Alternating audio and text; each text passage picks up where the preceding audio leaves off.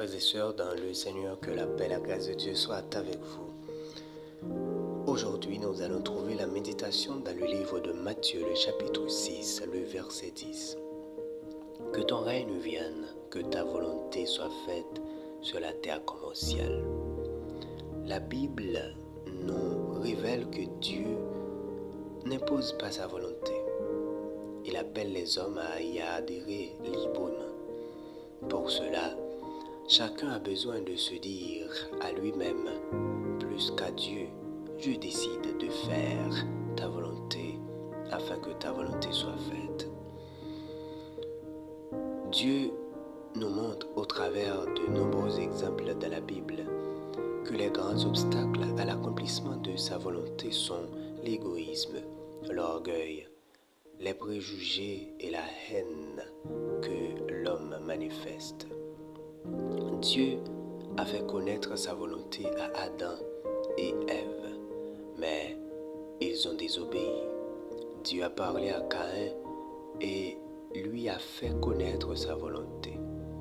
Domine sur le péché, mais Caïn n'a pas écouté ce conseil.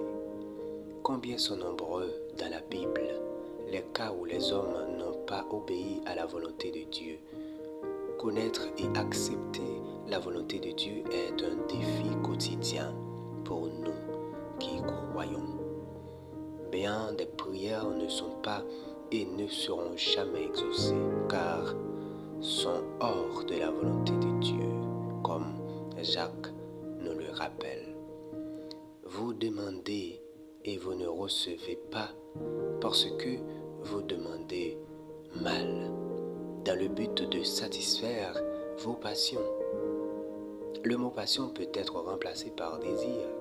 Ce que nous désirons n'est pas toujours ce que Dieu veut.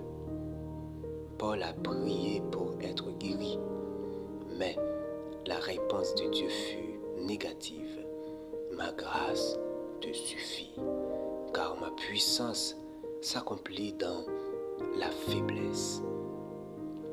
Que nous désirons la santé, la guérison, lorsque nous sommes malades, est tout à fait naturel. Ce désir est légitime. Cependant, la volonté de Dieu peut être ailleurs que dans la guérison. De même, Pierre a entendu Jésus lui annoncer qu'un jour, il devra aller là où il ne voudrait pas. En vérité,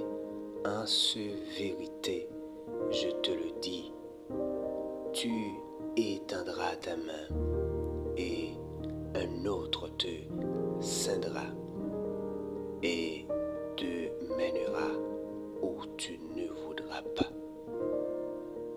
Personne n'aime la souffrance, mais parfois Dieu permet que nous passions par un tel chemin que ta volonté soit faite. Implique dans ces cas-là d'accepter la souffrance. Jésus lui-même réclamera d'être exempté d'une terrible coupe. Sa prière est légitime, cependant sa prière se focalise sur la volonté du Père. Il disait, Abba, Père, toutes choses te sont possibles. Éloigne de moi cette coupe. Toutefois, non pas ce que je veux, mais ce que tu veux. Si Jésus a dit être confronté à cette opposition entre ce qu'il voulait et ce que son Père voulait, à combien plus forte raison nous le serons nous-mêmes et devons souvent répéter que ta volonté soit faite. Est-ce que vous voulez que la volonté de Dieu soit faite dans votre vie? Prions le Seigneur. Seigneur, ta volonté pour moi est bonne, agréable et parfaite. Même si des fois, je reconnais que c'est difficile. ta volonté, pendant que je voudrais que soit ma volonté qui passe en premier.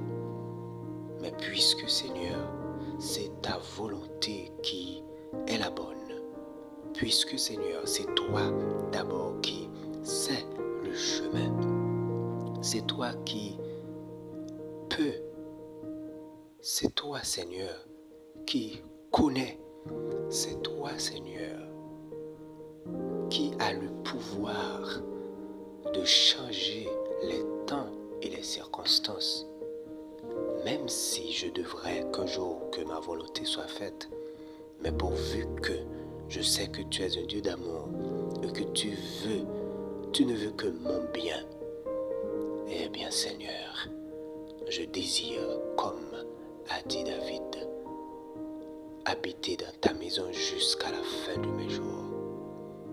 Et pour cela, je veux que ta volonté soit faite dans ma vie, aujourd'hui, demain, après-demain, jusqu'à ce que ton règne vienne. À toi soit le règne, la puissance et la gloire, au siècle des siècles. Amen.